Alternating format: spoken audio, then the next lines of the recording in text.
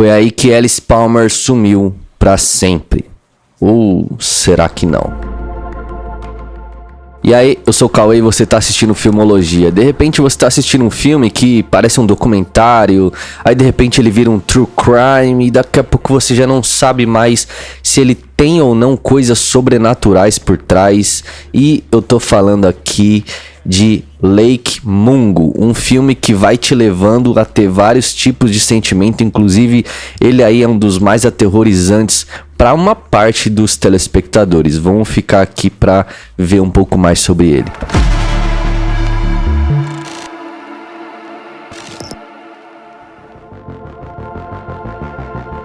Como vocês já sabem, os links da Amazon estão na descrição, é só clicar, comprar e você vai apoiar demais o canal. A família Palmer tenta sair de férias para relaxar, aproveitar um tempo junto em família, mas a filha Alice acaba desaparecendo e um tempo depois ela é encontrada no fundo do Lago Mungo. Coisas estranhas começam a acontecer com essa família e eles decidem gravar um documentário procurando por respostas onde nem sequer talvez houvessem perguntas. E eles começam a cavar e cavar tão fundo que encontraram coisas mais profundas do que deveriam. Lake Mungo, como eu disse, é aquele terror found footage no estilo documentário que provoca sentimentos muito profundos em uma parte dos telespectadores. Tem gente que considera ele o terror mais sinistro, mais macabro que a pessoa já assistiu.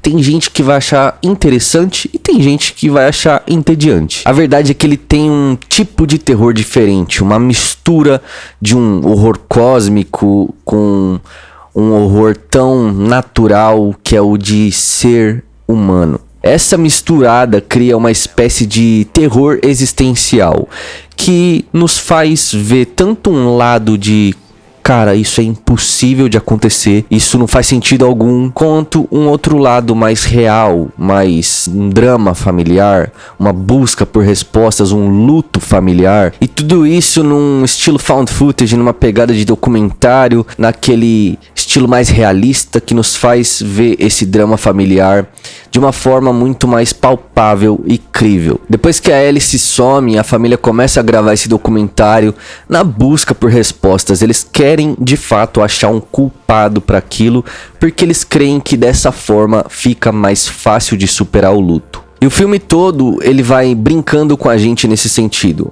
A gente vai pensar que primeiro foi uma causa natural, depois a gente vai pensar que talvez tenha algum envolvido nisso, alguém envolvido nisso, aí daqui a pouco começa a acontecer coisas sobrenaturais e aí o filme vai jogando de um lado pro outro até que chegue em algo muito mais maligno e sinistro do que tudo que foi apresentado antes. Quando a menina é encontrada, ela é encontrada 3 dias depois no fundo do Lago Mungo. O pai, que é o Russell, ele vai reconhecer o corpo. A June, que é a mãe, ela não consegue ir reconhecer.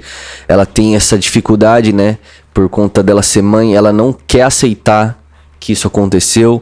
E o fato dela não ter ido criou ainda mais um peso nela, uma trava nela, que faz com que ela não aceite tão fácil a perda da filha. Uma coisa muito sinistra e bad é que o corpo da menina foi encontrado no dia 24 de dezembro, na véspera de Natal. Vou abrir um parênteses aqui que eu quero muito a opinião de vocês. Tem uma coisa que aconteceu aqui, logo depois que o corpo é encontrado, que o casal ele vai até a represa, só que, como vocês sabem, nos filmes nada é aleatório. Todo frame é pensado, toda história ali é calculada.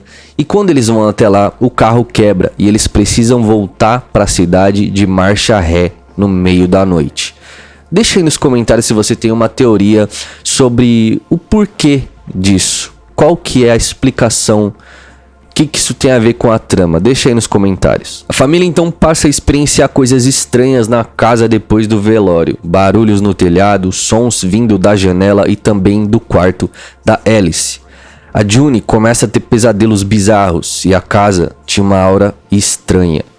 E uma noite, então, em fevereiro, Russell foi até o quarto de Alice depois de ouvir barulhos vindos de lá. Se deparou com a cena mais bizarra da sua vida.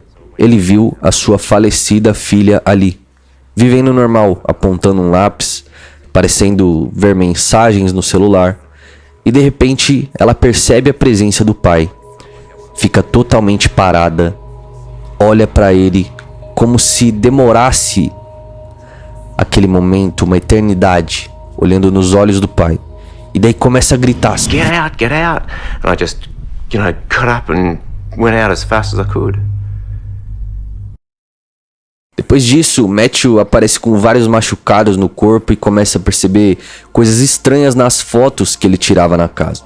Eles veem que a Alice está aparecendo nas fotos e isso começa a perturbar a família mais ainda. Um outro cara, chamado Bob, tirou uma foto na represa no dia 3 de abril e a Alice apareceu lá também. O que essa família tá presenciando? A Alice tá viva? É um fantasma ou é um duplo? O conceito de duplo por si só já é bem sinistro.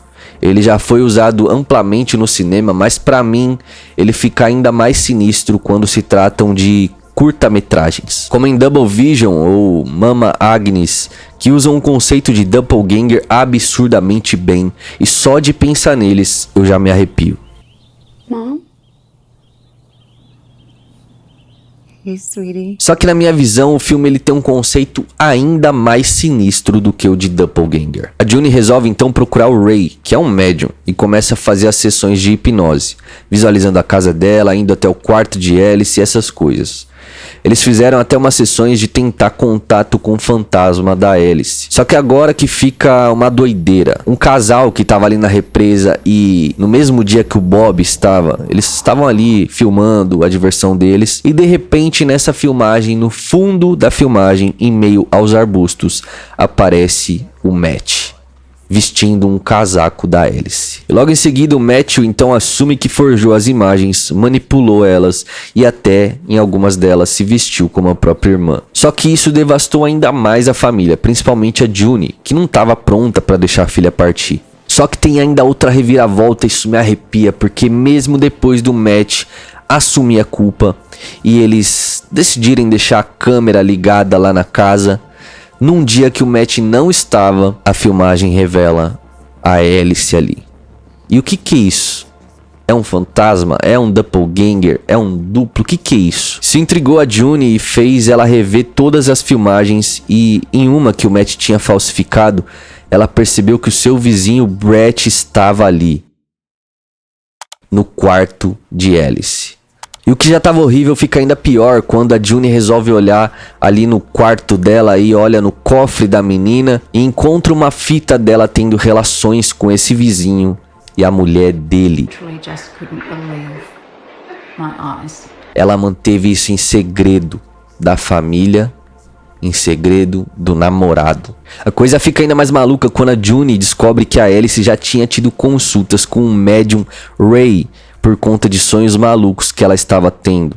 E a June acaba lembrando que a Alice foi pro Lago Mungo numa dessas viagens de escola e ela voltou do acampamento sem celular, sem a pulseira favorita e sem o seu relógio. E na filmagem de uma das amigas da Alice, a gente vê a Alice ao fundo, lá no Lago Mungo, na areia, enterrando alguma coisa. Então em 2007, quase 2 anos depois do acontecido, a família vai até o local que a menina enterrou algo e descobre o celular e os pertences da Alice.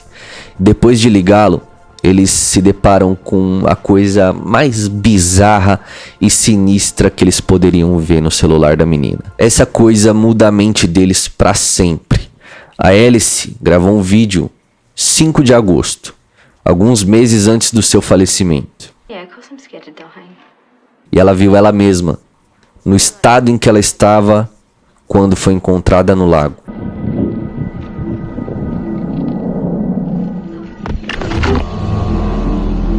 Ela viu a si mesma, um fantasma de um eco do futuro que ela estaria prestes a passar. Por que isso aconteceu com ela? Por que ela viu essa coisa? Por que ela enterrou os seus pertences? A real é que se ela não tivesse feito tudo isso, a família nunca saberia do acontecido, nem sobre os seus segredos ocultos. E aqui pra mim, esse é o motivo desse filme ter algo mais bizarro ainda do que um doppelganger, que é um passado sendo interligado com o futuro e o futuro sendo interligado com o passado. E isso se sustenta quando vemos uma consulta posterior da June com o médium Ray, e ela relata numa dessas sessões de hipnose a mesma coisa que Alice relatou anos antes. As duas então viveram um momento juntas em duas épocas diferentes. A família acaba então saindo daquela casa. A gente ainda fica pensando que talvez o fantasma da Alice ainda esteja lá, mas a questão foi todo esse bug mental de será que tem algo natural? Será que foi culpa dos vizinhos? Essa culpa que gerou na Alice por ela ter tido essas relações? Será que o irmão dela tinha algo a ver? Porque o irmão dela também age de forma estranha o documentário inteiro. Ele se vestia dela, ele falsificou as imagens, a família toda era muito desestruturada, então talvez tinha um subtexto de depressão nesse filme, de aceitação das coisas, de segredos ocultos. Tem muitas camadas esse filme, tanto no lado natural quanto no lado sobrenatural. Mas o mais curioso para mim mesmo é esse conceito além do doppelganger. É um conceito que anos antes a menina já tinha essas experiências com sonhos, com visões ali que o médium ia relatando para ela, e a mãe anos depois tendo essa mesma experiência, como se as duas estivessem ali naquele quarto, uma olhando para a outra, mas em épocas diferentes. E o porquê dela ter visto aquela imagem grotesca dela mesma que ia acontecer alguns meses depois. Tudo isso fica no ar para o nosso próprio entendimento, e eu acredito que ela viu um fantasma, ela viu algo que não pode ser explicado, não tem como a gente interpretar, e é por isso que se encaixa nesse horror, nesse terror existencial. Mas agora eu quero saber de você também, o que você acha, qual que é a sua teoria sobre esse filme, se você gostou dele ou não, se ele tocou em você ou não, deixa aí nos comentários. Fiquem todos com Deus, até o próximo vídeo, falou!